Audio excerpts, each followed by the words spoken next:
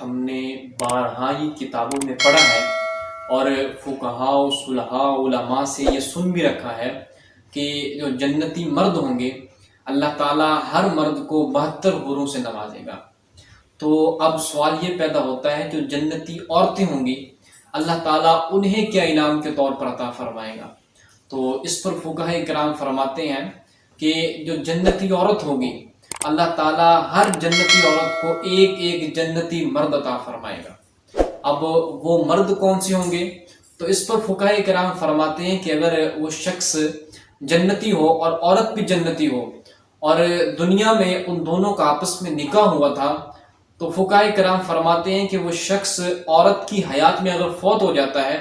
تو کل بروز قیامت اگر وہ شخص جنتی ہوا اور عورت بھی جنتی ہوئی تو دونوں کو اللہ تعالیٰ جنت میں ایک دوسرے کے ساتھ ملا دے گا۔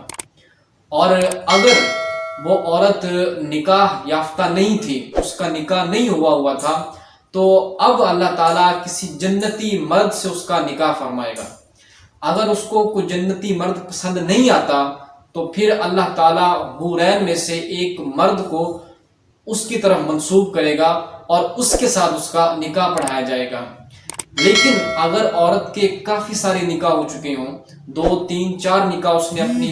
دنیاوی زندگی میں کر رکھے ہوں، تو جب وہ عورت جنت میں جائے گی تو پھر کس مرد کے ساتھ اس کا نکاح ہوگا؟